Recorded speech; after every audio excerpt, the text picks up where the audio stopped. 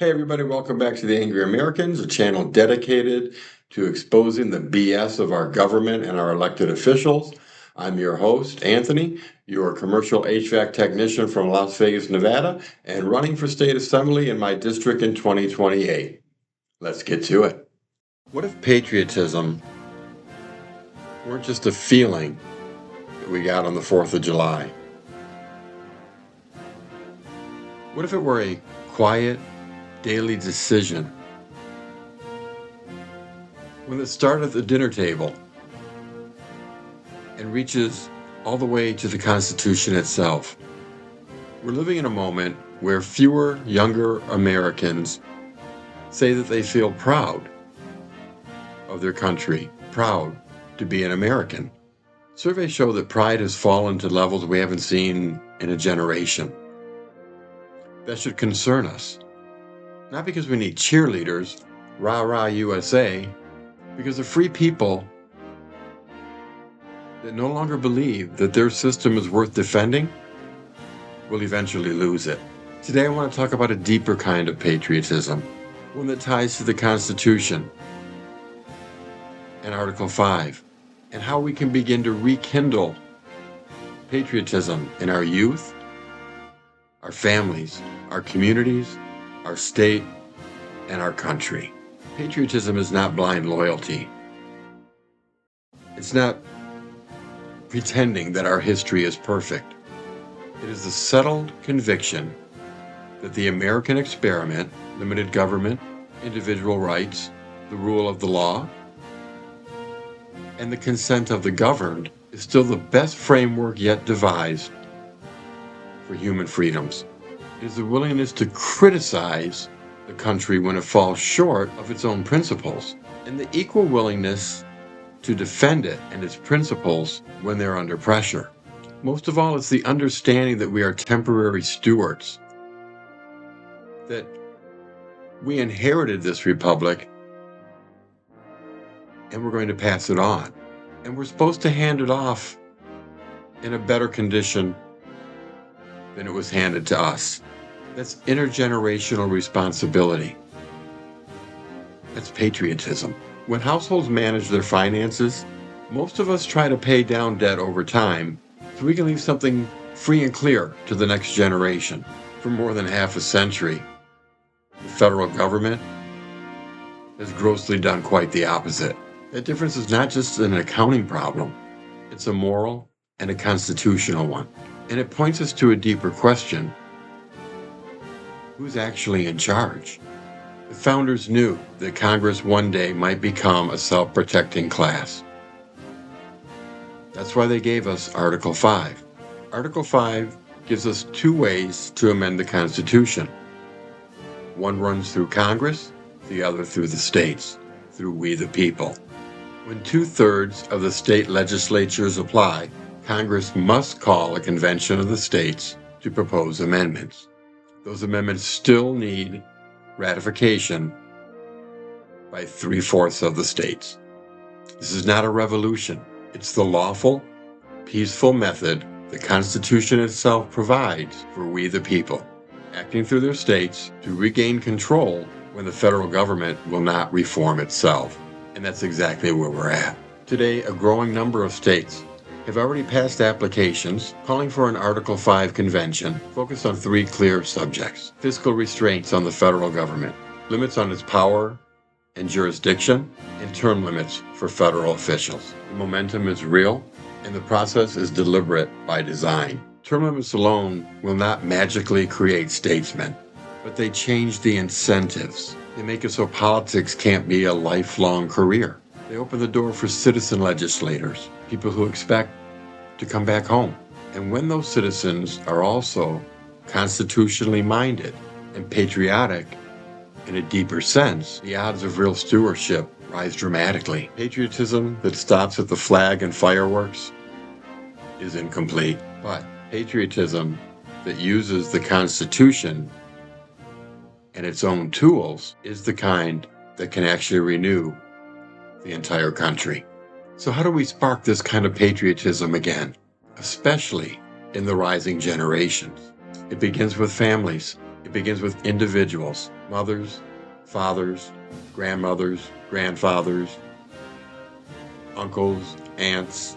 All great change in America still begins at the dinner table. Tell the true stories, the triumphs and the failures. Read the Declaration of Independence. Read the Constitution, even just in small bites. Read a paragraph a night together.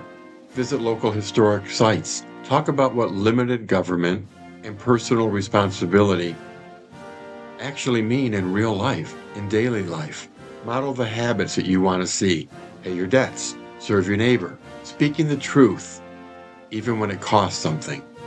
See, children and young people notice what we do more than what we say, but they particularly notice when what we do doesn't match with what we say.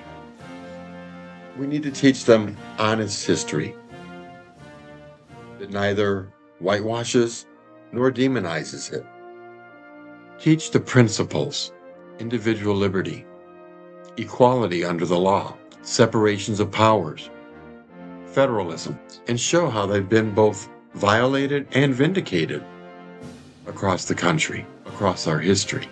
Give young people real experiences of contribution, service projects, debates, local government observation, constitutional quizzes that reward understanding rather than slogans. Pride grows when people feel they have a stake and a role, not when they're lectured. Think back over time. Some of your favorite jobs, some of the jobs you hated the most. I'd be willing to bet the ones you liked the most were jobs that you felt you were part of something, not just a dismissive boss who didn't want to hear anything you had to say, but that you were part of a team. It's not much different than instilling patriotism to our kids. Fly a flag at your house and teach them the flag code and follow it. Get involved with the local veterans organization. Find out when they have family days. Bring your kids, bring your grandkids. Let them meet the men and the women who served, who are true patriots. Learn together. When is a flag at full staff? When is it at half staff? Why? What's the proper way to fold a flag? When do we dispose of it and how do we do so? And then give them a responsibility. Kids love being a part of things.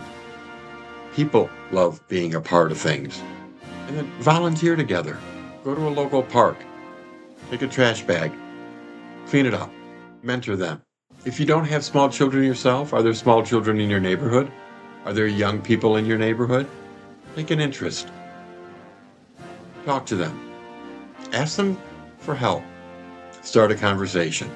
Support first responders. Organize some neighborhood gatherings that cross political lines. Nothing we've talked about here today is a partisan subject. State legislature remains the most accessible means of politics for the average citizen. If you are able, if you are willing, get involved in your local and state politics. If you are not, get to know the candidates who are. Do some research. Support those that are like-minded. Support those that believe in the Constitution. Support those that are patriots. Express your concerns and present some solutions. I'm sure they'd be glad to help. Support candidates that back the Constitution, that support we the people. Attend town halls. The states in Article 5 were designed as a means to check the federal government. Using that check itself is patriotism. National renewal will not come from Washington.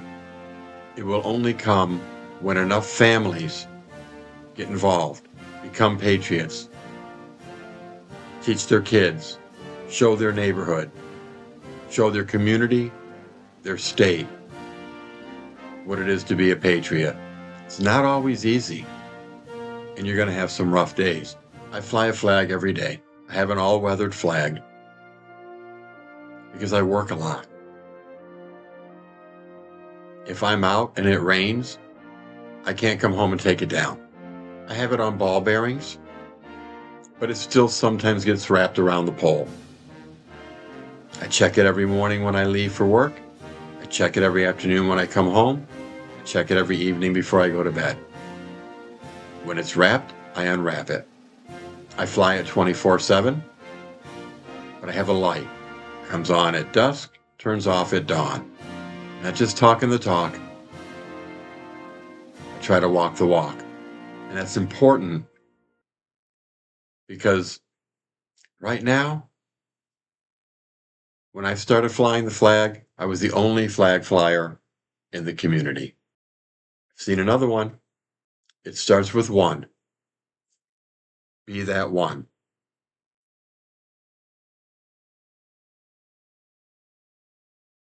Until next time, stay angry, stay patriotic. We'll see you then.